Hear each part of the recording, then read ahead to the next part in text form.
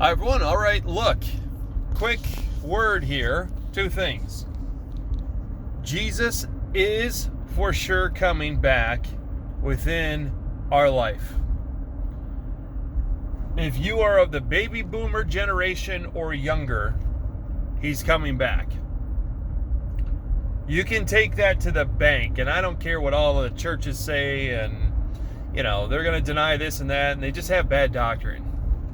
All right, we've got several reasons why, chief of which is Jesus himself said so. He said the fig tree, when you see the fig tree's always Israel. My goodness, I listen to some of these people, John MacArthur, for example, wonderful dude, wonderful guy, wonderful pastor, knows a lot more than I do. But I think that maybe just the indoctrination, they just can't see certain things and let the Bible just speak. But the fig tree is always Israel, and Jesus said to learn the parable, which means there's deeper meaning. And so what is he saying? And if you go to the Greek, the terminology there, so Jesus says, when you see the fig tree and the branch is yet tender and it shoots forth leaves, that term in Greek, I think it's phulon, if I'm not mistaken, for leaves, means a nation being born. So the generation that saw Israel become a nation, May 14th, 1948, pivotal moment in Scripture. God says it would prove who he was to all the nations, and yet we deny it so often. Nobody can deny that. I talk to many atheists. I don't even use apologetics anymore. I just say Israel's back in the land. And they have no response. I talk to Reformed theologians who say that they're just a bunch of, Europeans who congregated there. Really, when you show the scriptures, go to Ezekiel chapter 36, 37, 38, I think. God over and over says he's going to take them back from the nations. Says they'd be declared in Isaiah, they'd be declared a nation in a day. Only once has that happened in human history. With Israel being declared a nation by the United Nations. They voted them in a nation. I don't even think that's their job. I don't think the United Nations has ever voted somebody a nation. But they did with Israel, and they did it one day. So first time in human history. First time they were ever pulled from the nations. Anybody ever heard of an ancient people group maintaining their identity through so many generations for 2,000 years? It's just amazing how God has preserved them. And anyhow, so Jesus says, when you see the fig tree, Israel, and it shoots forth its leaves, the nation being born, it even references in Hosea that they would be led after a man named after King David. And there's a real small little reference there. And of course, their first prime minister, David Ben-Gurion. Many prophecies, right?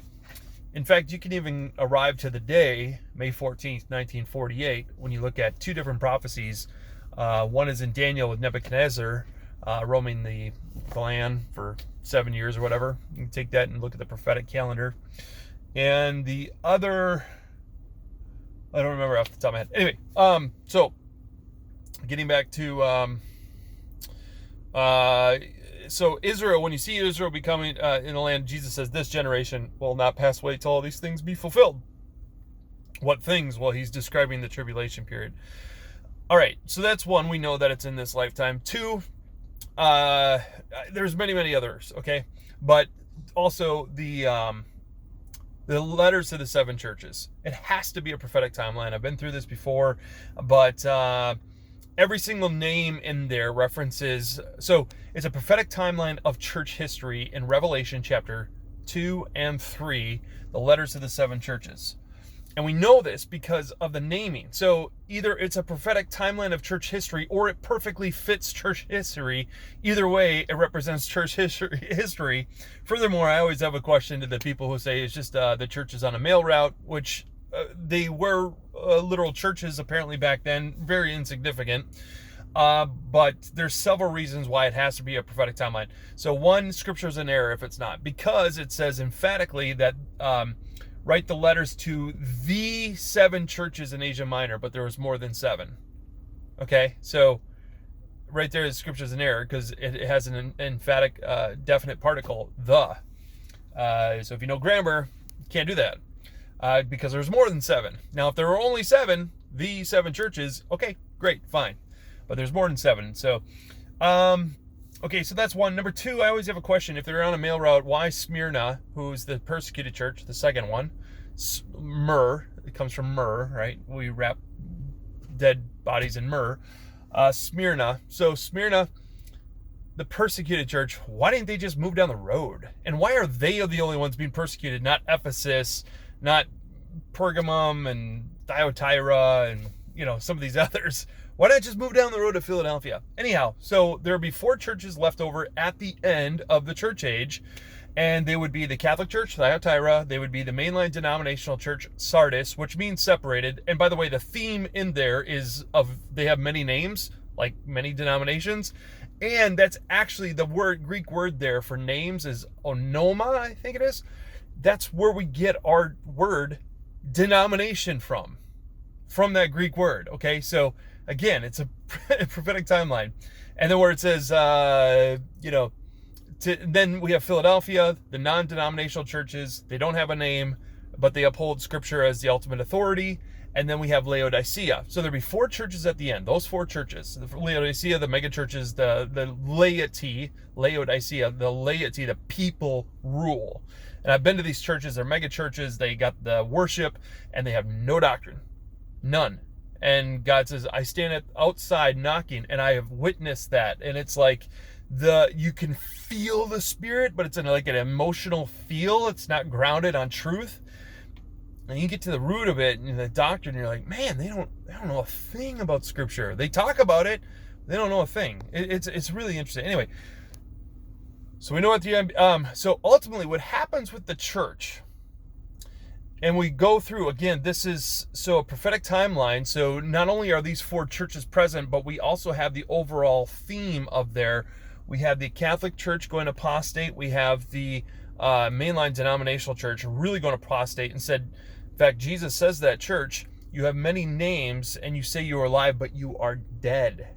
And if you go to the mainline denominational churches, what do we see? We see flags out there. We see all of this crap on those churches. And nobody's there. It is dead. And then now there's believers in each one of these, okay? So try to separate individual believers from the actual churches themselves. But by and large, there's not. And if they are, they're not being able to convert anybody. So the church gets so bad towards the end. This is also prophesied in Jesus's parables, speaking about the mustard seed growing into this big tree, which is a representation of the church. And in its branches or the authority positions, you would have all these birds, which Jesus himself says are the evil spirits. So it get really corrupt. So Laodicea is a representation of the age we're in, of the church age, the very end. And it's the 7th letter. And the church would just get to the point where it has failed its mission and rejected Christ ultimately. He's outside knocking, a continual act. He's like, I am knocking if you just let me in. But eventually he just says, enough. And he spews the church out of his mouth. That then kicks off the rapture. The true believers are raptured out. And then judgment begins in heaven at the Bema seat. And so as judgment begins, you've got then the tribulation beginning here on earth, and all the people here being God's wrath being poured out. So his wrath is coming, his wrath is coming, his wrath is coming. We are at the doorsteps. We also see in Daniel all the different kingdoms that are coming, and we know the beast, the one that was different than all the rest. This AI, this 4th industrial revolution, it is different than all the other kingdoms that have ever preceded it. It is coming, it is here on our doorstep. We know that, the Great Reset. This is that beast spoken of in Daniel. Okay? We're at the end. God's wrath is coming. He has been patient, okay? We can't look back, we got to look forward. He says it would be like the days of Noah. Guess what? Noah knew the flood was going to come in his lifetime. But he didn't know exactly when. He built the boat. He knew it was coming in his lifetime. We know it's in our lifetime. We don't know when until the door is shut on that boat, the rapture happens, and tribulation begins.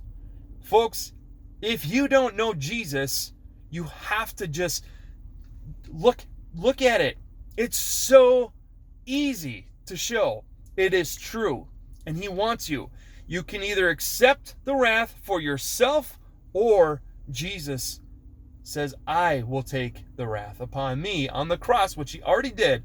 And if you believe in him, that he died on the cross, that he's God, that he died on the cross for your sin, he was buried and God raised him from the dead. If you believe that, you are saved. There's no doubt. How do I know? Israel's back in the land because God said it. That's how you can know you're saved, because God said if you believe this, you're saved. But how do I really know I'm saved? Because God said it. It's a promise. That's part of faith, right? If I say something to my son, I'm going to pick you up today. He goes, well, how do I really know? Well, you don't. You believe me. I will be there at 3 p.m. Guess what? I show up at 3 p.m. every single day. I'm not going to let my son down. How much more? God's not going to let us down. We believe him. That's part of belief. Okay? Noah believed God. That's why he built the boat. Now, he didn't have to build the boat to show he believed. We don't have to do anything. In fact, you can't. All right? God came and fulfilled the law. We are sinners. We are destined for wrath. We deserve the wrath. But he took it upon himself and he said, if you want me, it's a gift. A gift is free by definition. All right. So believe in Jesus. Jesus is God. He is coming back again. He is perfect. His glory is beyond anything. We don't even know what it's going to be like, but it's going to be very real, and it's coming within our lifetime. Folks, soon, and very, very soon, within my dad's lifetime, and he's almost 80 years old, it is here. We're on the freaking doormat. Game 7, all right? We are in the last few minutes of Game 7. The 7th letter to the 7th church, we are there. This is it. Bank on it. Don't know when, but I can tell you it is soon. We see the coming of this last beast system. I don't think the church can be here when it comes. I don't see how that's possible. The church has failed its mission. It is not post-millennial or all-millennialism where, oh, the church is going to turn the world around, and blah, blah. Nowhere is that in Scripture. We are told over and over the church is going to get corrupt. Jesus' parables, where he spoke about the kingdom, this church, it's going to get all corrupted. People are like, oh, it turns into a nice tree, the mustard seed. No, mustard seeds do not turn into trees. That's an abomination. Jesus himself says the birds are evil spirits. They're perching its branches, okay? Authority. The fig tree, Israel, and the spiritual banner will be handed back to Israel into the tribulation. That's not for us.